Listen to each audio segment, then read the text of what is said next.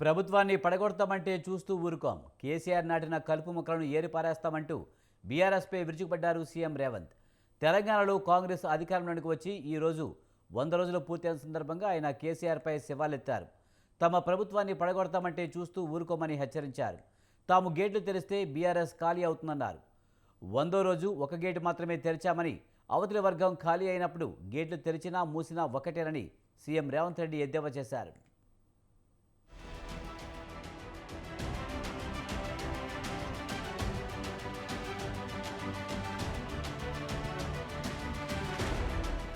కాంగ్రెస్ అధికారంలోకి వచ్చి 100 రోజులు పూర్తి చేసుకున్న సందర్భంగా CM Revanth Reddy meet the press కార్యక్రమాన్ని నిర్వహించారు. 100 రోజుల పాలన తనకు పూర్తి సంతృప్తినిచ్చిందని తెలిపారు. బీఆర్ఎస్ పై ఓ రేంజ్లో సీఎం విరుచుకుపడ్డారు. హైదరాబాద్ విమోచన దినానికి 2023 డిసెంబర్ 3వ తేదీకి ఒకే చరిత్ర ఉందన్నారు. 7 తరాలుగా నిజాం రాజ్యాన్ని పాలించిన పాలకుల నుంచి ప్రజలకు విముక్తి లభించినట్లే బీఆర్ఎస్ ప్రభుత్వం నుంచి రాష్ట్రానికి ప్రజలకు విముక్తి లభించిందని సంచలన వ్యాఖ్యలు చేశారు. వారసత్వాన్ని తలపై రుద్దాలని చూసినప్పుడు తెలంగాణ సమాజం ఏకమైందని, అందుకే నిజాం పోకడలను అవలంబించిన కేసీఆర్ కు వ్యతిరేకంగా ప్రజలు తీర్పు ఇచ్చారని చెప్పారు. మీరు వెట్టి చాకిరి చేయాలి, కట్టి బానిసలుగా ఉండాలి అని ఆనాడు కాసిం రిజ్వీతోని నిజాం ఎట్లయితే తన యొక్క ఆధిపత్యాన్ని ప్రశ్నిస్తే వాళ్ళ మీద సామూహిక దాడులు చేయించి వందలాది మందిని బలిగొన్నడో, వేలాది మంది ప్రాణాలు కోల్పోయినరో, చంద్రశేఖరరావు కూడా మళ్ళీ తెలంగాణ రాష్ట్రంలో తన ఆధిపత్యాన్ని, తన అధికారాన్ని ఆయన మన నెత్తి మీద రుద్ది వారసత్వాన్ని మనకు అప్పచెప్పాలనుకున్నప్పుడు తిరుగుబాటు చేసిన వాళ్ళందరినీ కూడా అదే విధంగా అణిచివేసి, మీకు స్వేచ్ఛ అనేది లేదు, అన్నీ నాకు తెలుసు, అన్నీ తానే నడపాలన్న ఆలోచనతోని తన వారసత్వాన్ని మన నెత్తి మీద రుద్దాలనుకున్నప్పుడు తెలంగాణ సమాజం అప్రమత్తమై అన్ని పక్షాలు ఏకమై ఆనాటి సాయుధ రైతాంగ పోరాటాన్ని స్ఫూర్తిగా తీసుకొని మార్పు కావాలి, కాంగ్రెస్ రావాలి అన్న ఆలోచనతోని డిసెంబర్ 3, 2023 నాడు తీర్పు ఇవ్వడంతో 75 సంవత్సరాల తర్వాత మళ్ళీ అంతే ప్రాధాన్యతతో కూడుకున్న తీర్పు, ఈ ప్రాంత ప్రజలకు స్వేచ్ఛ మళ్ళీ ప్రజలే తెచ్చుకున్నారు. ఆ పోరాటంలో కేసీఆర్ కుటుంబం పతనమైంది. కేసీఆర్ ఆనవాళ్లు ఇంకా కొన్ని కనిపిస్తూనే ఉన్నాయని, ఆయన నాటిన కలుపు మొక్కలు ఇంకా వాసనలు వెదజల్లుతున్నాయని ఆరోపించారు సీఎం రేవంత్.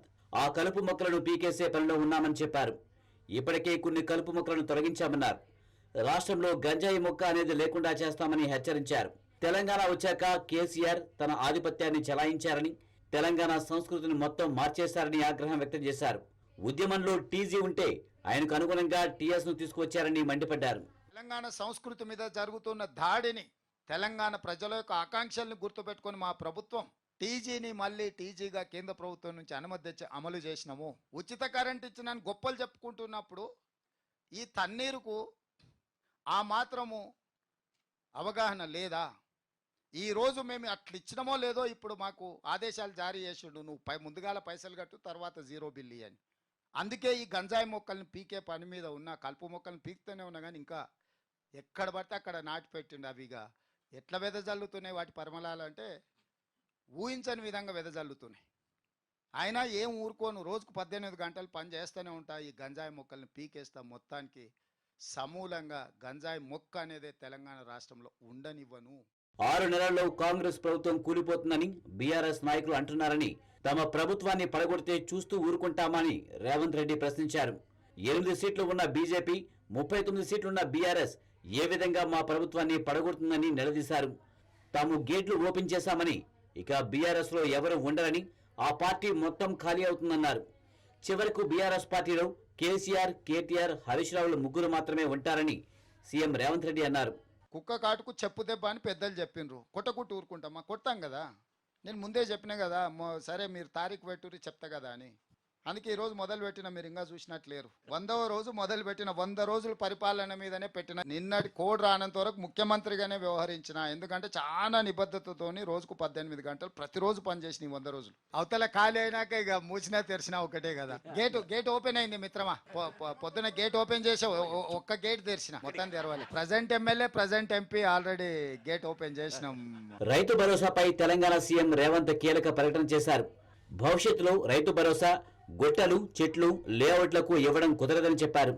ఇప్పటి వరకు 5 ఎకరాల లోపు ఉన్న దాదాపు 62 లక్షల మంది రైతులకు రైతు భరోసా అందించామన్నారు. ఇచ్చిన హామీల మేరకు గ్యారంటీలను అమలు చేస్తున్నామని, 8 లక్షల కుటుంబాలకు 500 సిలిండర్ అందిస్తున్నామని చెప్పారు. 42 లక్షల కుటుంబాలు 200 యూనిట్ల విద్యుత్ పథకాన్ని పొందుతున్నాయన్నారు. 6 గ్యారంటీలను పక్కాగా అమలు చేస్తామని రేవంత్ రెడ్డి హామీ ఇచ్చారు. ఈ పథకాలన్నిటిని కూడా మొదలు పెడితే ఆపొద్దు, ప్రతి వాడికి అందించాలన్న ఆలోచనతోని ఒక పకడ్బందీగా సంక్షేమ పథకాలను అమలు చేస్తూనే అభివృద్ధిని ఎక్కడా నిర్లక్ష్యం చేయలేదు. భవిష్యత్తులో రైతు భరోసా పథకము గుట్టలకు, చెట్లకు, రోడ్లో పోయిన భూములకు, లేఅవుట్లై బంగ్లాలు కట్టిన ప్రాంతాలకు ఇవ్వబడవు. అట్లాంటి వాటిని అన్నిటిని కూడా సర్వే చేసి వాటిని తొలగిస్తాము. అందుకే గ్రామాలలో రైతు బంధు అడిగే వాళ్ళను అప్లికేషన్ పెట్టుకోమన్నాము. ప్రభుత్వం ఇచ్చే ఏ సంక్షేమ పథకానికైనా అర్హులు అప్లికేషన్ పెట్టుకోవాలి. అప్లికేషన్ పెట్టుకున్న వాటిని స్క్రూటినీ చేసి వాళ్ళందరికీ, ఇప్పుడు ఎవరైతే 68 లక్షల మంది రైతు బంధు లబ్ధిదారులు ఉన్నారో డేటా మొత్తం మా దగ్గర ఉంది. అందులో ఎవరైనా అనర్హులు ఉంటే వాటిని విశ్లేషిస్తాం. అంటే ఆల్రెడీ అమ్మేసుకొని లేఅవుట్లు అయిపోయి కాలనీలు వచ్చిన వాళ్ళు కూడా నాకు తెలిసిన బంధువులు చాలామంది ఉన్నారు. 30 ఏళ్ల క్రితం అవి లేఅవుట్ అయ్యి అమ్మిపోయిన పెద్ద పెద్ద బంగ్లాలు వచ్చినాయి, అపార్ట్మెంట్స్ కూడా వచ్చినాయి. కానీ ల్యాండ్ యూసేజ్ మారకపోవడం వల్ల, అంటే నాన్ అగ్రికల్చర్ ల్యాండ్ కన్వర్ట్ కాకపోవడం వల్ల అగ్రికల్చర్ ల్యాండ్ కింద వాళ్ళ పేరు మీదనే వస్తుంది. వాళ్ళకి లక్షల రూపాయలు వాళ్ళ ఖాతాలో పడుతున్నాయి. ఇట్లాంటి నిర్లక్ష్యము, తప్పుడు విధానాలకు రైతు భరోసా పథకంలో పులి స్టాప్ పెడతాము. తప్పకుండా వాళ్ళని పెంచి, అంటే ఈ దుర్వినియోగాన్ని ఆపుతాము. నిజమైన లబ్ధిదారులకు పూర్తి స్థాయిలో అమలు చేస్తాం. మొత్తానికి కాంగ్రెస్ 100 రోజుల పాలన పూర్తి చేసుకున్న సందర్భంగా మరోసారి బీఆర్ఎస్ పై విమర్శల వర్షం కురిపించారు రేవంత్ రెడ్డి. ఎన్ని ఇబ్బందులు ఎదురైనా 6 గ్యారంటీలు అమలు చేస్తామని చెబుతూనే గత ప్రభుత్వ విధానాలను ఎండగట్టారు.